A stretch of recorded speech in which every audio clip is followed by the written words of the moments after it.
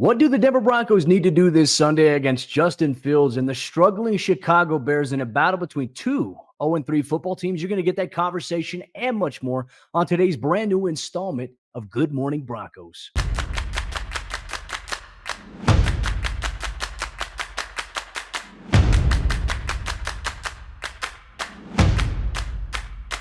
Good morning, Broncos Country. Welcome to another episode of Good Morning Broncos. This is your daily bite-sized cup of coffee, talking all things Denver Broncos here on Mile High Sports. Every team, every day, with all professional Colorado sports in gear right now. Broncos in season, Rocky season coming to a close, the Avalanche season coming up, and the Nuggets season, the defending NBA champions, world champions, might I add. There's a lot of excitement here in Colorado. Unfortunately, the Broncos right now are not an exciting point for a lot of the fan base. There's a lot of skepticism and there's a lot of hopelessness going on, and rightfully so. But we're going to talk about that because, hey, you know what? There's 14 games left in the season. There's still a lot to build on, even though it doesn't look promising right now from a paper standpoint here.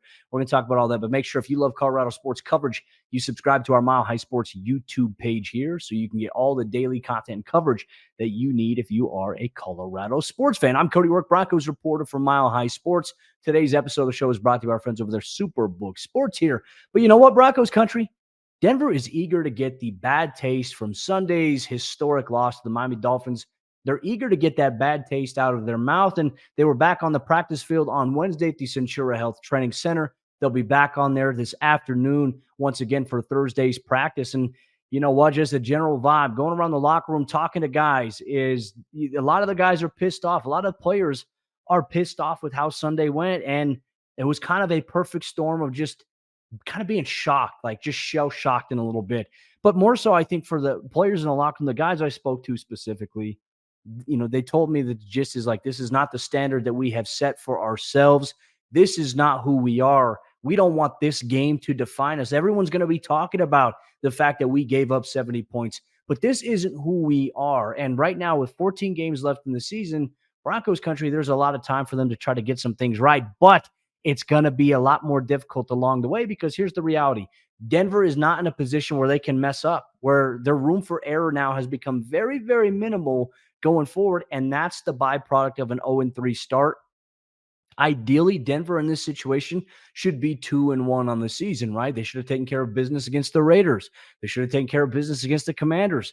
I don't think anybody really had them beating the Miami Dolphins last week, but here we are. Denver is now sitting at an 0-3 record, and the optics from the outside aren't very promising here, but players are tuning out the outside noise here. And look, they understand, hey, people are going to talk about this for quite some time. They're always going to be the team that gave up 70 points. They're always going to be the team that gave up over 726 yards of offense to the Dolphins. But this isn't who they are, and they don't want this game to define them, which, look, kind of sets the table a little bit here for this weekend's matchup against the Chicago Bears. But let's go through a little bit of a practice report here as the team was back on the field on Wednesday at the Centura Health Training Center.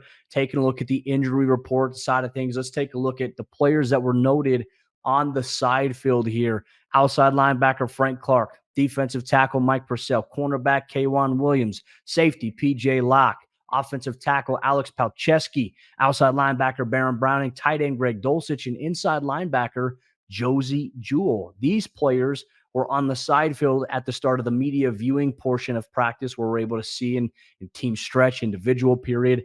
These guys did not participate in Wednesday's practice here, but I think we need to also make some note here. Like Frank Clark, we obviously know his injury status, DNP here on the official injury report here for Denver. Josie Jewell listed with a hip injury as well, DNP on Wednesday. Mike Purcell, rib injury sustained in the loss against the Miami Dolphins.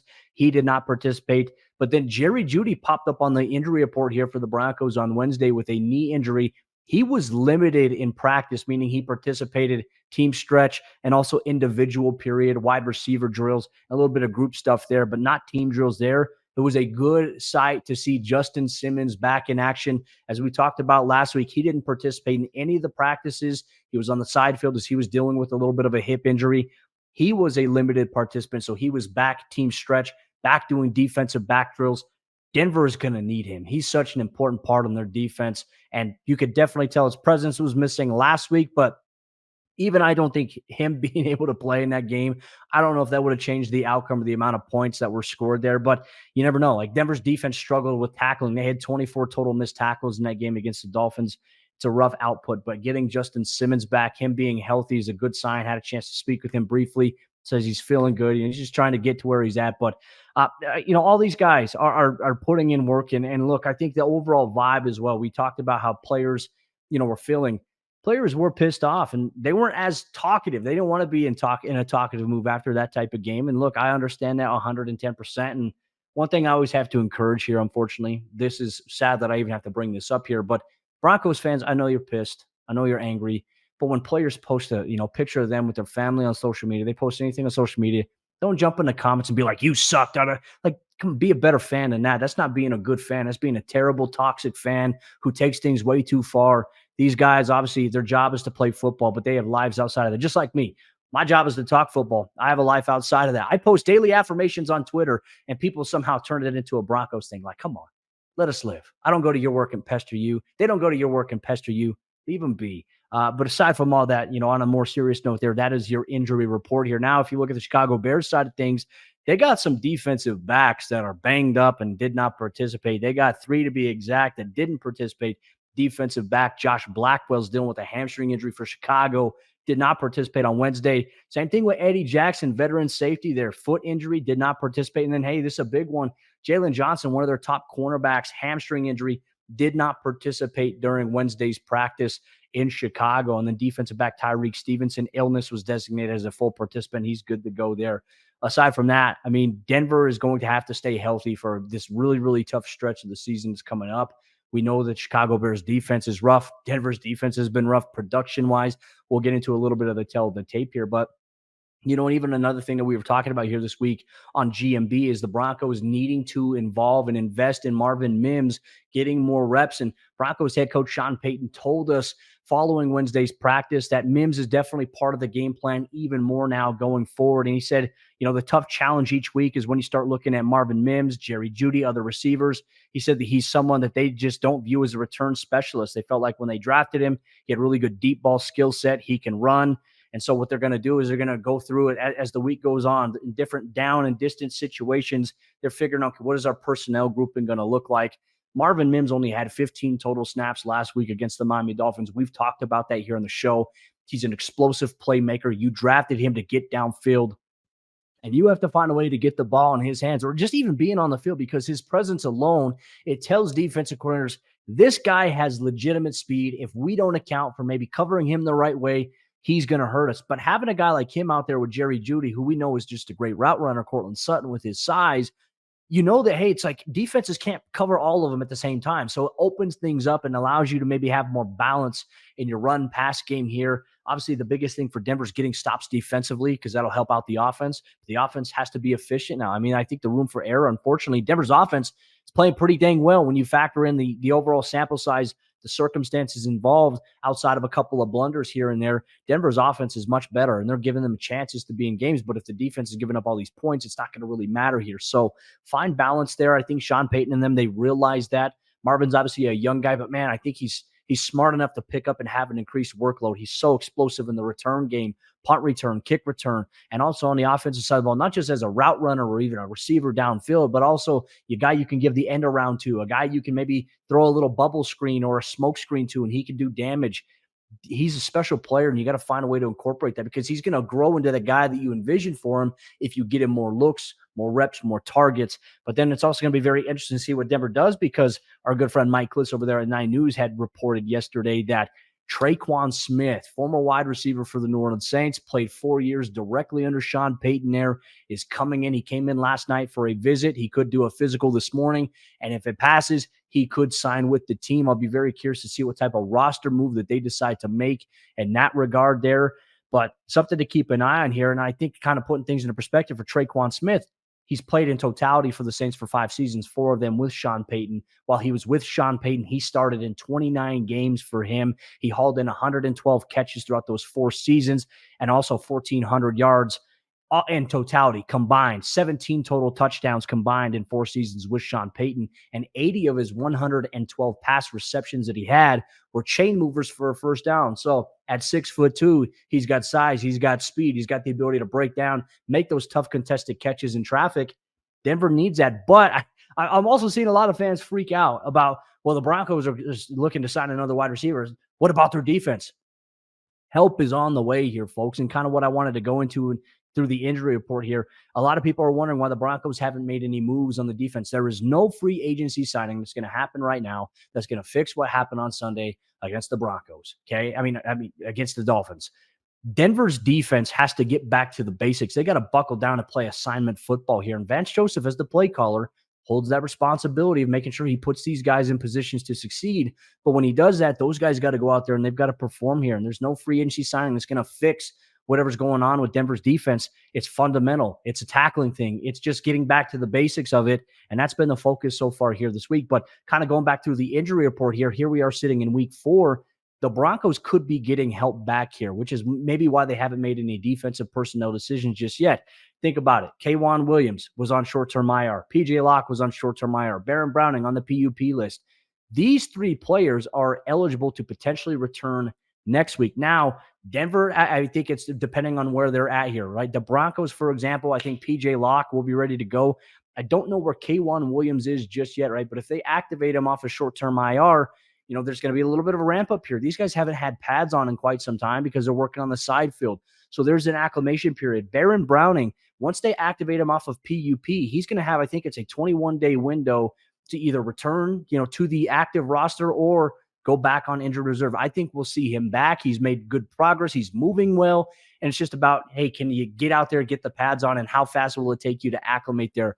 Denver is missing those 3 players on defense. PJ Locke in the back end of the secondary, K'Wan Williams inside the nickel, and then obviously Baron Browning in a rotational role at the edge rusher position. Man, he's big. He's physical.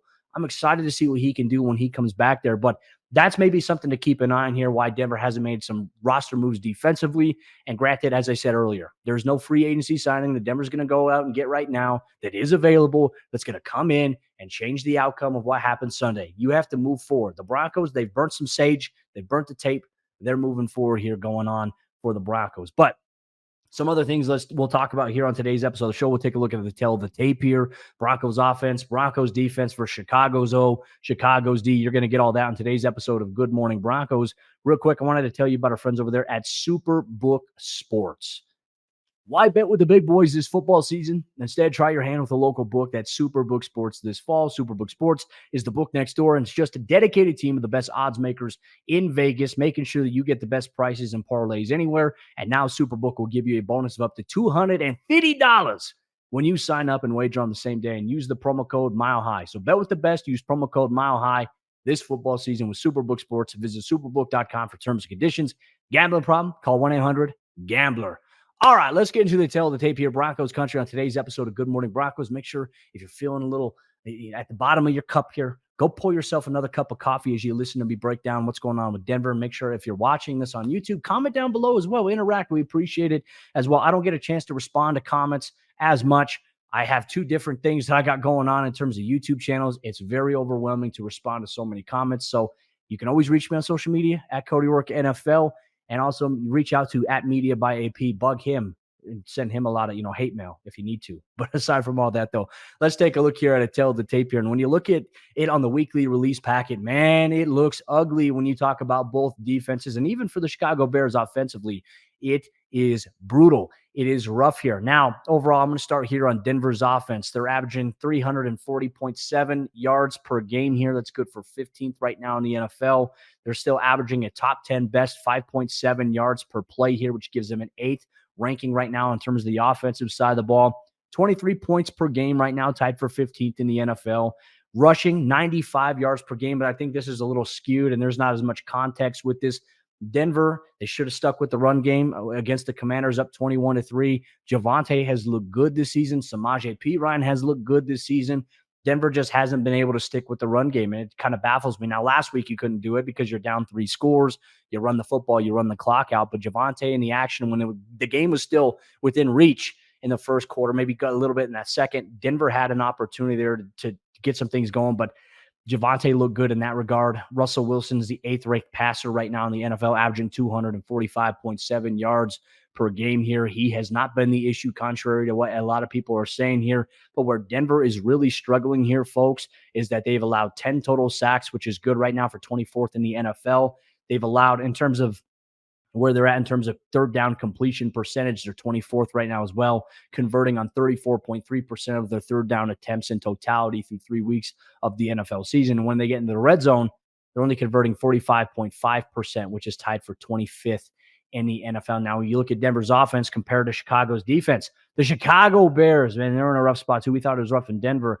The Chicago Bears defensively, they're allowing 407.3 yards per game. I mean, they're just a couple spots in front of where Denver's at there. They're tied for 29th in the NFL.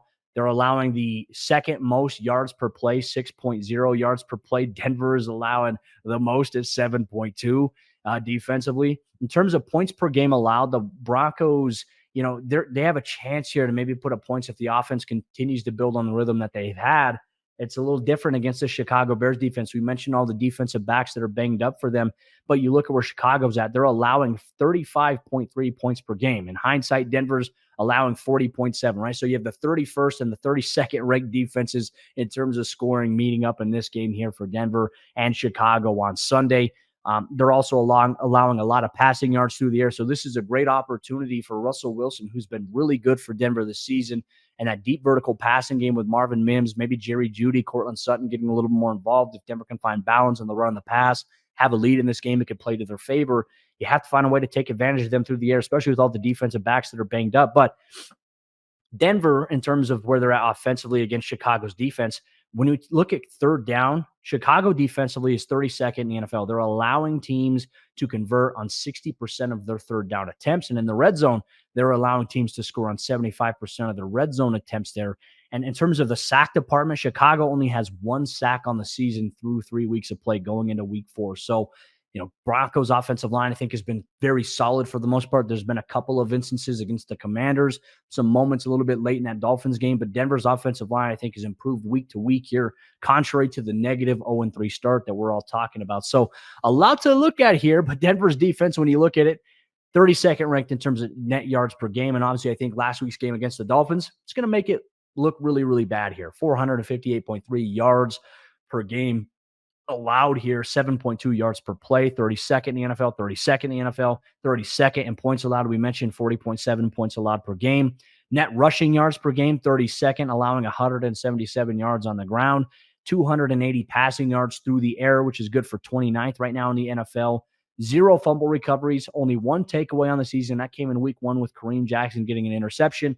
4 total sacks. All 4 of those sacks came in week 2 against the Washington Commanders. And then they're allowing 84.6% of teams to convert in the red zone for touchdowns. That is a bad area where Denver is at here. So we'll see how it all stacks up. And, I guess maybe the bright side of this is when you look at it, Denver is, in a good spot in terms of special teams. They're averaging right now a league high 45 yards per punt return. Thank you so much, Marvin Mims, for your ability there. Kickoff return average 44 yards. Thank you, Marvin Mims, here once again.